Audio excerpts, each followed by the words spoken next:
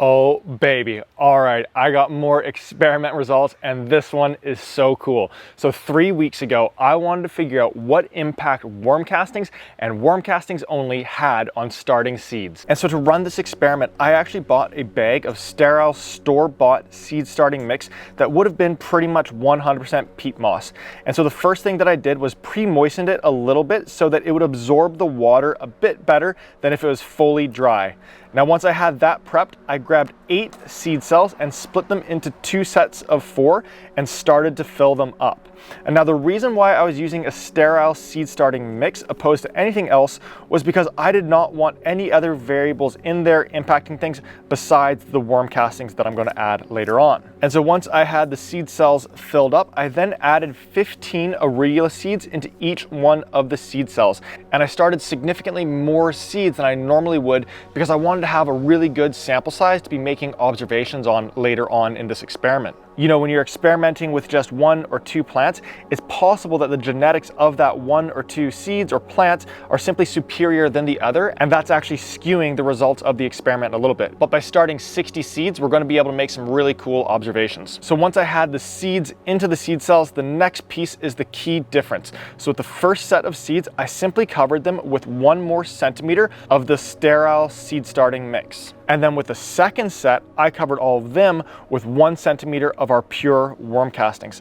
This way, the only difference between the 2 sets is that one received worm castings and that the other one didn't. And now over the last 3 weeks, I've just watered them the exact same amount and allowed them to begin to grow. So I've got them right here. I'm going to show you them in just a second. But for those of you that I have not met before, I'm Jordan from Mind and Soil, where we're looking to introduce 1 million individuals to gardening's mental health benefits. So if you're looking for more peacefulness, more calmness, more restoration in your life, then I really encourage you to subscribe to our channel here, because we put out new videos just like this one, taking all the guesswork out of gardening so that you can be feeling comfortable and confident getting your hands dirty and therefore tapping into its mental health benefits. So let's grab the plant babies and let's make a couple of observations and takeaways from this little experiment.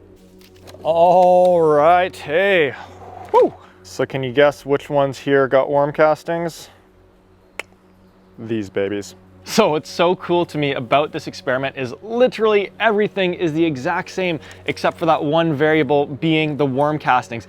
And as we can see, they're just so much more green, lush, full of life. And do the old taste test. The peppery side of arugula, just so good, so good. I'm gonna have one more. So there's 2 takeaways from this experiment that I now want to share with you. And the first one is, of course, to utilize worm castings when it comes to starting your seeds.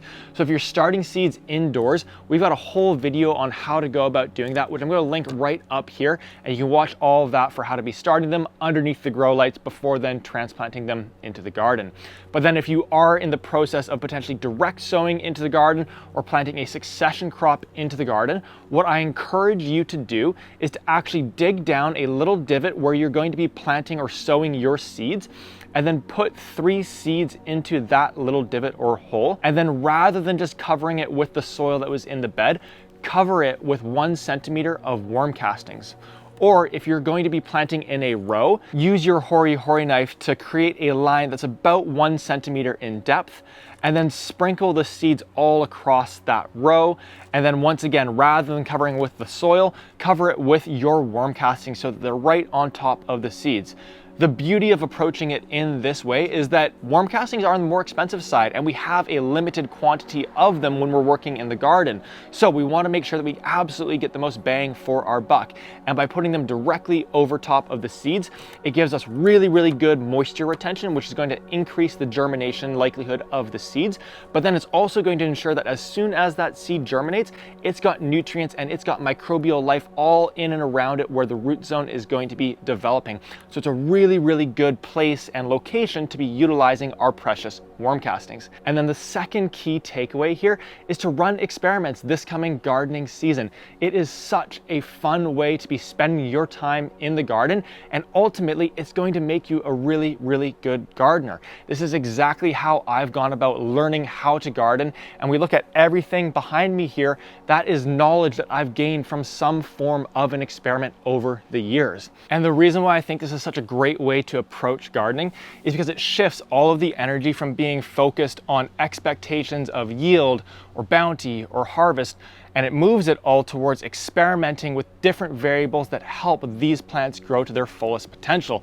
And when we're focused on figuring out those variables, ultimately it results in our plants being bigger, healthier, and higher yielding. So we end up getting a larger bounty and harvest than if we were even focused on that from the beginning.